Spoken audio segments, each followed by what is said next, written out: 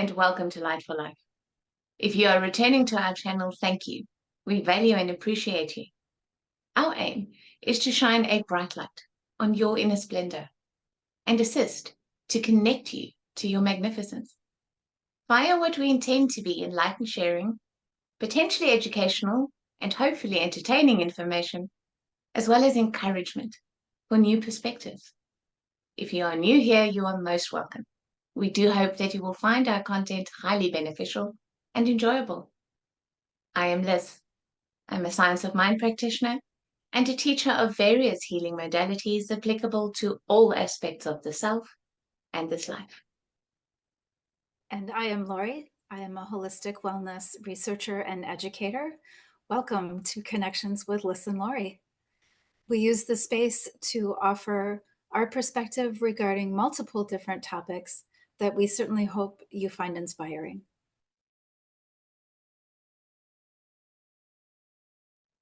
Today, we are going to be sharing some tools that we find helpful to use along the journey, along the road to who we become, who we evolve into, who we are in our authentic selves. One of the most helpful tools that I've used throughout my life is water, primarily in the shower, but also a hot bath. Sometimes hot spring. Oh my gosh, hot springs are so lovely. Natural hot springs takes me right back to a time when I was in Yellowstone Park in what's called the Boiling River, which I actually don't know even exists anymore. I think a flood might have wiped that out. Oh my goodness. But water has been an incredibly soothing, enlightening tool for me in my life. I call my shower my portal to God, my portal to all things unseen. It's been really fascinating for me to see what happens when I get in the shower. Sometimes it's comical. I get in the shower, I'm like, okay, let's go, like a little space capsule or something. Other tools that I also really find helpful or useful were solfeggio frequencies, frequency music, frequency devices. I have actually a couple of handheld tools that we can use here in our home. There are many free on the internet. Just this morning, you reminded me of one that I completely forgot of and learned a new word I didn't even know. And of course, meditation. People don't realize that meditation and prayer can be very similar. I know a lot of Christians freak out about the word meditation. People think it's this new age woo-woo stuff, but it really is just, in my opinion, just settling the mind down, telling the mind to sit down in the back of the bus and be quiet, and falling down into your heart and just spending time with self, possibly even spending time with breath, or following a guided meditation that kind of takes you on a journey through yourself. There was another meditation that I did many, many years ago when I was experiencing Reiki for the first time. There was a journey up into a mountain that had us dropping our bags of burden along the way. And boy, did that feel good. You don't even know that you're carrying bags of burden until somebody encourages you to drop them. It was glorious. I'll never forget that meditation. I absolutely loved that. So yeah, those are some of the tools that I have found that I consistently go back to time and time again. What about you, my love? What have you found, or what do you recommend to others in the work that you do? Well, before I go into, I've got a whole bunch of my favorites, but before I go into that, what I want to say is that whether it's a tool or a technique that we're using, none of them are necessary. None of them are necessary. They're the flowers that grow along the side of our path. So we're free to choose whichever ones work for us and not use the ones that don't. There is no tool or technique that is superior to any other when it comes to connecting with the self. And the truth is that everyone instinctively knows how to do that. They instinctively know how to do that. Everyone has a way of connecting in, even if they don't call it that. Maybe they'll call it, I need a break, or I'm taking a break. Maybe they'll call it a vacation and time away, or, me time, or something like that. But everyone instinctively has a technique and a tool that they use for connection. And that's all that any tool or technique is ever striving to do, is to foster a deeper and a greater connection for us with ourselves, with our truth, and with our highest light, and to bring us back to that center, our core beingness. So for me, all the ones you mentioned are some of them: the breath and nature, and doing healing work, actually going into the shadow and going into the emotional field and doing healing work, integration work, bringing in the flame of passion and magnetism to actually ground the things that I desire and that I choose. Rituals, lighting a candle, saying a certain prayer in a certain spot on a certain day, rituals, and physical things like yoga. But my personal favorites, because I'm really, really cerebral, my personal favorite tools are all around learning. They're all around learning. I have a very, very, very INFJ mind. And for people who might not know what an INFJ is, personalities have been divided into different categories by many, many different schools of psychological thinking. And one of the most famous is the Myers-Briggs system, which you can look up online and do the test for yourself to find out what your type is. It's profoundly insightful. Yeah. But I am an INFJ, and essentially what that comes down to is those pictures that you always see of the person in the room with the papers and all the strings connecting all the different things. That's my head. I don't have the actual room with the papers and the strings, but my head does. Yes. So for me, anytime I can create a string and I can put a frame around a thing to fully comprehend and understand it, that excites me. That gets my juices flowing in a very big way. And so for that reason, I love numerology, I love astrology, I love psychology, I love philosophy, I love theosophy, because they connect me to more of my deeper truth in a way that I can frame and understand. I need a concept to wrap my essence around. I can't just have some ephemeral, energetic feeling, even though I get those. I've got to be able to define it and understand it and interpret it for myself. And it is through those healing modalities that I achieve that personally. So those are the ones that get me excited. I will never wake up on a day and not work out the numerology of the day first thing before my eyes are even open. What day is it today? Then I will feel into the astrology of the day. What are the planets doing? I can never meet a person and not first work out what their chart is, what their name comes down to, what their numbers are, because then I know how to relate to them, because I understand their main energy fields. So it is not something that I use every now and then. It's something I do like blinking my eyes. It's literally, it's an automatic tool and technique in my life. I couldn't not do it. If you told me to stop doing it, I don't think I'd know how. Wow. Very interesting. Very interesting. And I almost feel like I'm the opposite. I'm very flit from one thing to another. I don't really have, I don't have strings. I don't have set channels for, um, I don't know. Maybe I'm lacking in that department. Maybe that would be really beneficial for me, but I love that. You did mention something that I think we should dive a little further into, though. You mentioned one of the tools could be integration. And I don't know that everybody who might be watching this would have a good understanding of integration as a tool. Integration is literally the process of fully identifying with something that is not physical. Yeah. Either not physical and never going to be physical, or not physical yet that you're trying to bring into manifestation. To integrate it is to create the necessary energetic portal and field that can actually hold that invisible essence. Yeah.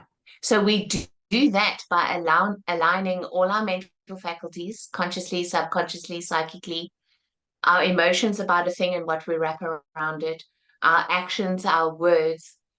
We align all those things to be in line with that which we are trying to energetically hold. And that is the process of integration.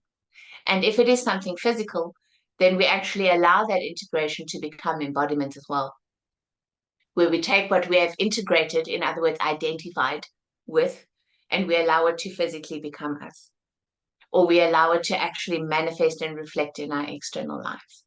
So integration is a great tool. If something is missing, then I sit down and I ask myself, all right, how have I not integrated this? In what respect and what dimension of this particular thing am I not integrating? What am I not holding?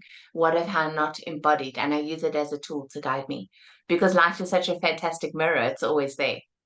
So we can always look at, all right, what am I desiring to see that's not showing up yet? Why is it still invisible? So what have I not integrated? What am I not energetically holding? Because I must be able to contain it. I must be able to hold it before I've created the channel through which that energy can flow to me. And that is a practice. It's a spiritual practice, in my opinion.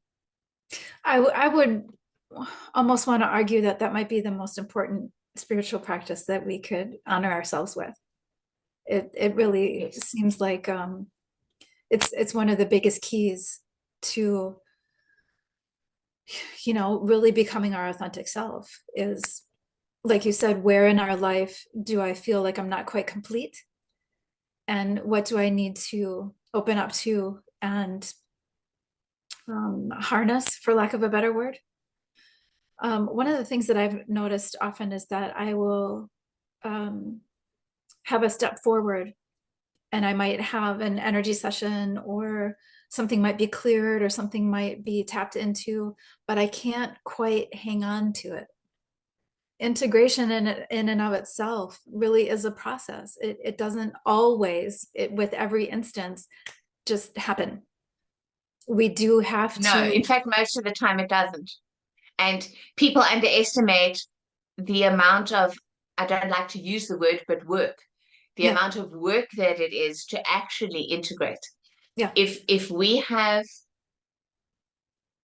on a conceptual or an emotional level, had a new experience of some kind, so like we have increased our frequency to a new vibration, it's going to dissipate and disappear on us if we don't integrate and embody it. And that is the process of becoming fully identified with, because that's what integration is. Integration is the process of getting rid of a perceptual gap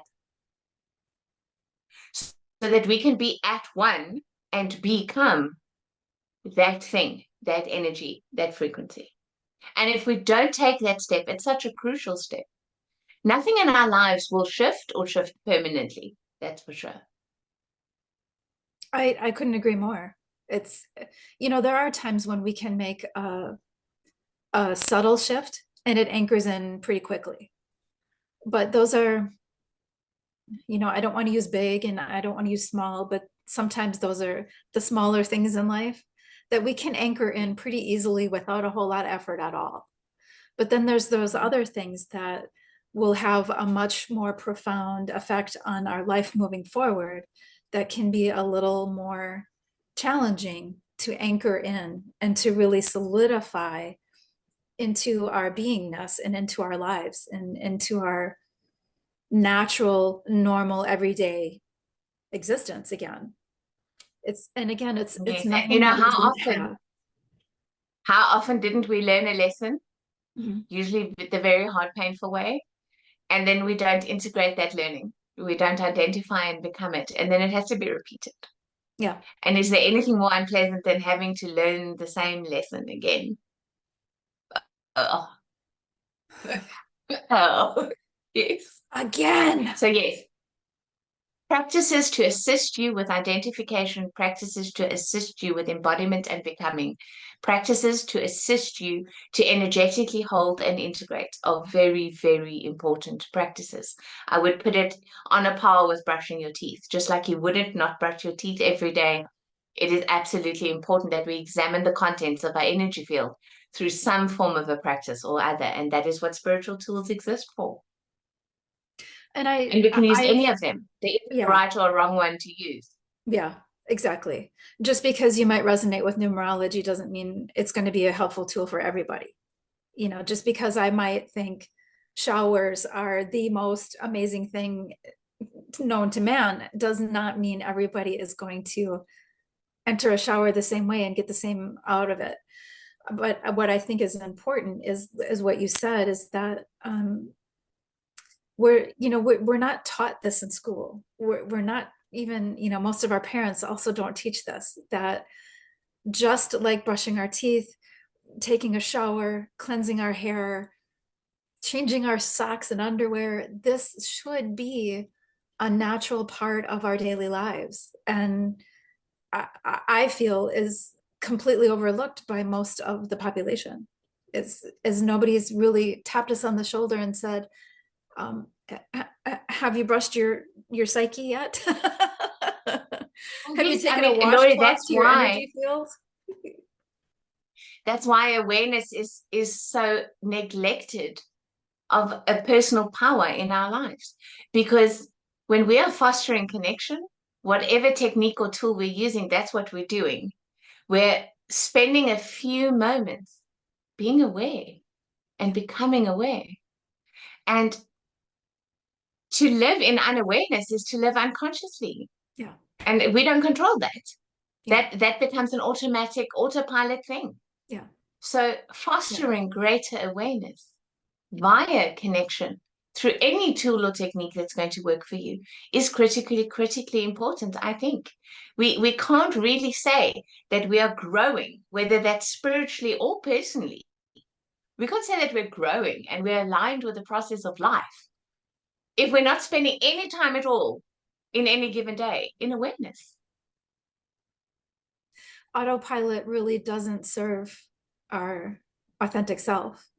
And I can say this from personal experience too, is I was on autopilot for many years, and I do see how we become victims of our circumstances because we don't even know that we're participating in the autopilot. We're not even aware that we're on autopilot, and that we can shift that from being the victim of what's happening around us to a co-participant in how our lives are unfolding. And I think that's the importance of understanding what spiritual tools actually are, is to help us become a co-participant in our lives and in the outcomes that we're experiencing. And if we're on autopilot, chances are the outcomes we're experiencing are not enjoyable.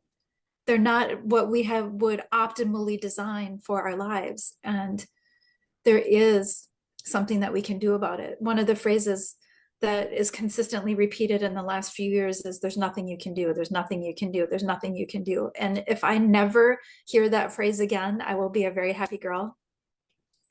Because, well, one of the most powerful things that you can do, let me flip that. One of the most powerful things you can do is decide to spend a few minutes, even if it's 2 minutes in awareness. Yeah. In awareness. At the end of the day, when you're lying in your bed, before you allow yourself to drift off into sleep, spend 2 minutes in awareness and examine your day. Yeah. Bring your awareness to your day. What was good? What wasn't so good? How did you feel? What were you proud of? Examine your day. Yeah. Take it further and examine the content of your mind as you were going through your day, the content of your heart as you were going through your day. Spend a few moments in awareness, because when you identify something that you want more of tomorrow, something that you'd like less of tomorrow, the most powerful time to create your day is just before you fall asleep. Yeah. because awareness can lead us straight into the doorway of our imagination, because what we're aware of, we begin to imagine about. Yeah. And what we will lie in our beds imagining for tomorrow, we will literally open our eyes to experience. Yeah. But if we never take the trouble of exercising the affirmation and exercising the imagination, then we're going to wake up in the morning and just let the day be whatever the day is. And that is the definition of unconscious living. Yes. That is not being in our power and creating our own lives. We don't just create our own lives because we manage to manifest a certain car. We create our own lives because we create the day we want to live. Yeah. And I don't think people, on the whole, I don't think people realize how much power we do have in that, in what you said, that window before we fall asleep, and also that window right as we're waking up. They're so precious. They're so precious that if we really become aware of how we're using that time, I think of how many people just scroll all night long until they go to bed, or they're on a device with blue light staring into their eyeballs before they go to bed, or even reading a book. As a kid, I would read before I went to bed. What was the material that I was reading? Was it for my greatest good? No, I'll be honest with you. It was Stephen King. I was filling my mind with horror before I went to bed. Yeah. Maybe not the best use of that really precious window of time. And when someone did introduce me to that really preciousness, I immediately stopped reading Stephen King before bed. And I did exactly what you said. I spent that time in quiet and in reflection. And what can I do better? And what do I want for tomorrow?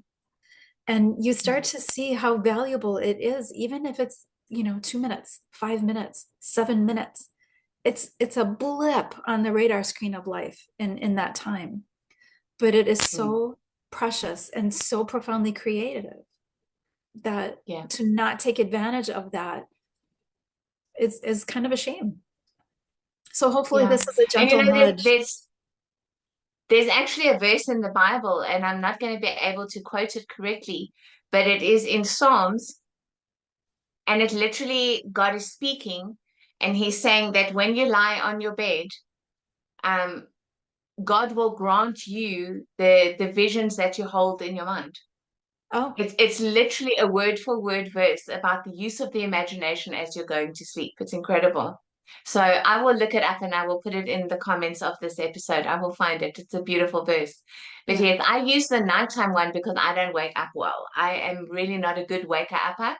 It takes me at least 30 minutes of consciousness and drifting back and consciousness and drifting back before I'm actually awake. And then usually by the time I am awake, my coffee is already on my bedside table and my phone is going like this. And so I've already spent half an hour just trying to be conscious enough. So I set the tone for my day in terms of how I decide my day is going to be. But that tone is in line with what I decided the night before. Yeah, absolutely. Yeah. So that's why I use the evening before bed, because I'm not a good waker upper at all. My ideal world would begin at noon and it would end at 2 a.m. Well, maybe at some point you can have your ideal world. Oh, I think so many people feel the same way, as that waking up is not always on our own schedule that we might have designed for ourselves. But I'm very grateful to say that I do get to, most days I do get to decide that I just get to wake up when my body is ready to be awake. And there's that little tiny window again for me when I'm just waking up and I'm given another day. And I just say a quick little thank you. And my dog comes to say good morning. And it's, for me, it's just a really pleasant introduction to the day. And I wish that on anybody, is if they've got a dog, just, start it in peace and gratitude, just like we finish the day. And what was amazing, what could I have done a little better, and what do I want to orchestrate for tomorrow?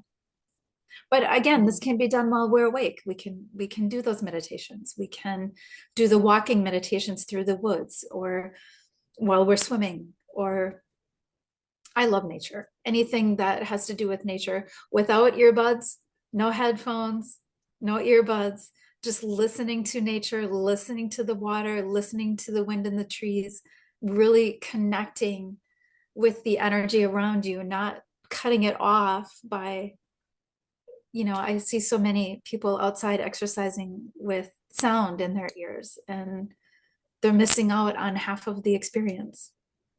So I would greatly encourage people to immerse themselves in the experience, in nature, in the sounds that are all around us that really ground us into the full experience, and not simultaneously doing two things all of the time.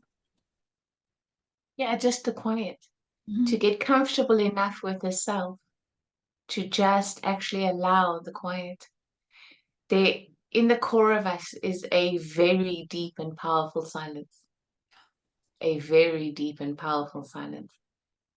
And if we will allow ourselves to get quiet enough, to quiet our thoughts as best as possible, and quiet our hearts, and slow down our breathing, and actually connect with that extremely deep silence, it's the most beautiful peace. It's the most beautiful peace. And if we are not in a point where we can stand the quiet, where we can't stand being with ourselves, then that is a sign that we're running away from what we don't feel like we can face. And healing work is needed. Healing work is needed. And I can only encourage people that it would be an act of profound self-love and empowerment to decide that you can actually begin that healing journey, because none of us are meant to exist in perpetual noise and chaos and craziness. We're just not. We're not. We're supposed to come from that strong, still point inside. The silence is magnificent. It really is. And I can relate to being resistant to enter into that space. It was very scary for me. It was unknown territory. It was uncharted for me. And it wasn't, the first few times wasn't pleasant. But the beauty of that is that there are so many people that can help us step into that space, and we don't have to do it alone. We can do it with some guidance. We can do it with some support, until we get to a place where we realize there's nothing to be afraid of. In fact, it's absolutely glorious. And it does offer a peace that we're not familiar with, because we've been drowning it out for so long. So if that's something that you want to do, find somebody to help you those first few times. It's not something that we're forced to do alone. We don't have to do it in isolation. There are many people who can help us dip our toe into that first few steps. Yes, and give us more tools and more techniques that we can use along the way, because there are so many, so many. Any final thoughts? No, I just hope that people have enjoyed our sharing around some of our favorites, Laurie. And yeah, perhaps we'll get some suggestions for others in the comments. I would love to hear what other people's favorites are as well. Thank you for connecting with Light for Life. If you appreciate reminders, please go ahead and subscribe to the channel so you can receive those notifications. If you would like to work with one of us, you can find our contact information in the About section of this channel. Yes, thank you for connecting with Light for Life. Please share your insights, your questions, and your comments with us in the comment section below. We value your feedback. And we really hope that we will see you for our next episode. We upload one every Thursday. Until then, bye-bye and be joyful. Until we connect again, we send you love and light.